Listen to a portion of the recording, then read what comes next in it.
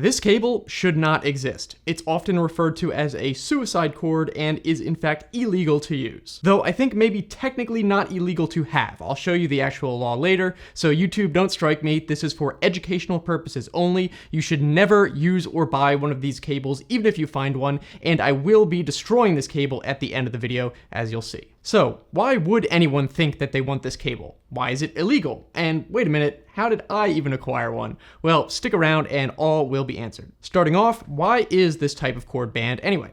Well, there's actually multiple reasons and some not so obvious. One reason is obvious. It's extremely dangerous to have the two exposed prongs energized when the other side is plugged in. It can electrocute you if you simply touch the prongs or electrify anything conductive that it touches, which can then electrocute someone if they touch that. Plus, potentially, if both prongs touch something or a surface at the same time, it might be just conductive enough to let electricity cross between them through it and catch fire. The other reason it's banned has to do with one of the ways people try to use these.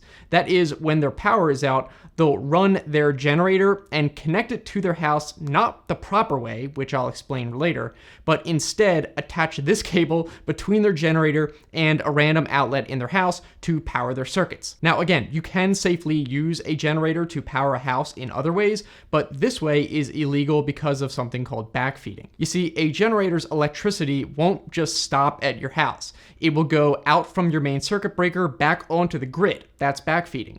And this is bad because if the power is out, that probably means the electrical line workers are working on the power lines, which they assume is not powered, but you just energized those lines. And you know those transformers at the telephone poles? Well, normally they step down the voltage from high voltage to low to power in your house, but they work in reverse too. So you just energize those lines with super high voltage. Best case scenario, the workers realize this is happening and will find you and shut it down before they can do the repair.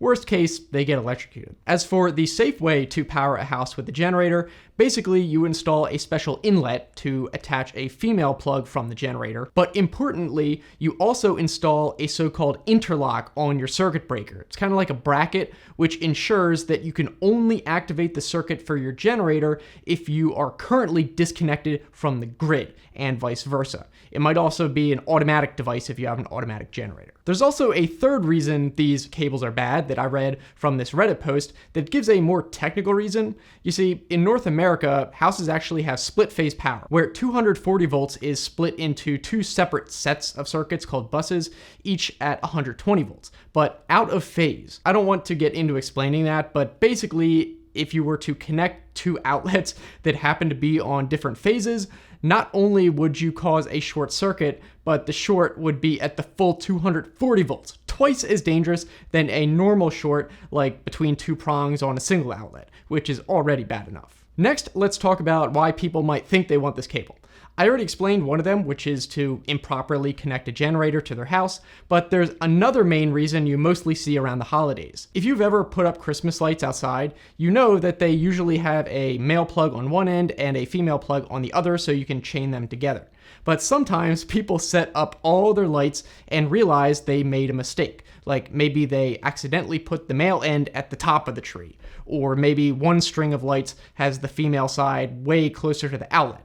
So people think, oh, if I just had a double-sided power cord, I could connect them. I've even seen pictures, you may have seen these as well, of signs some hardware stores have had to make telling people that you can't buy these things, but apparently people keep asking. All right, now on to another topic. I've always seen articles and posts referring to this kind of cable as illegal, but I was wondering, is it really, or have enough people just said it where now people assume that it's actually illegal? And after a ton of time researching, I found that yes, it is in fact illegal in the USA at least. This comes from the rules listed in the National Electric Code, aka the NFPA 70. I'll show you the exact rule in a second, but some of you might be thinking, wait a minute, these rules are actually written by a private organization, the National Fire Protection Association, not the government. And that is true, but the key is that every state does adopt those rules into their own laws as is, or with only slight amendments, so they still become law. For example, take Texas.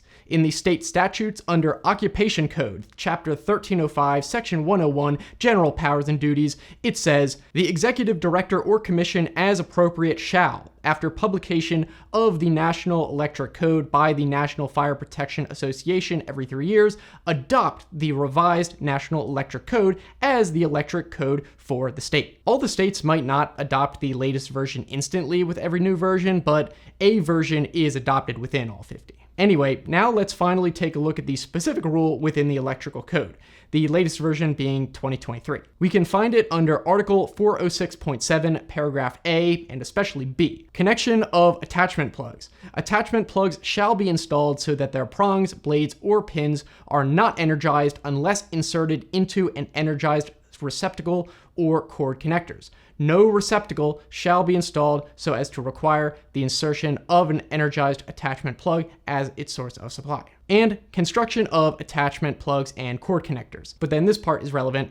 The cover for the wire terminations shall be a part that is essential for the operation of an attachment or plug connector, dead front construction. Dead front basically means that the end terminals shouldn't have live exposed connections. Now, I looked, and apparently paragraph B has been in the code since 2002. So since then, it has been explicitly prohibited, but the other paragraph has been in there since at least 1987, just with a different location and worded slightly different, as you can see here. So it still mentions that dead front construction, meaning it was still implicitly banned even back that far. All right, now one question you surely have is, how did I even get one of these? Well, I was actually able to order it from one of the major online retailers through a third-party seller, but I'd rather not say which. I do believe listings for these get taken down if they are found. It's not like they're allowed, but unfortunately, sketchy sellers still occasionally pop up on a bunch of retailers. Anyway though, now, as promised, here I am destroying this cable. So hopefully you guys learned something new. If you found this video interesting, let me know down in the comments what you thought. Also be sure to give the video a big giant thumbs up for the YouTube algorithm. And if you want to keep watching, speaking of power cords, the next video I recommend is where I talked about how you might be using the wrong USB-C power charging cable. It's not going to be as dangerous, but you're probably not getting as fast charging speed as you could. I'll put that link right there. Thanks so much for watching, and I'll see you in the next one.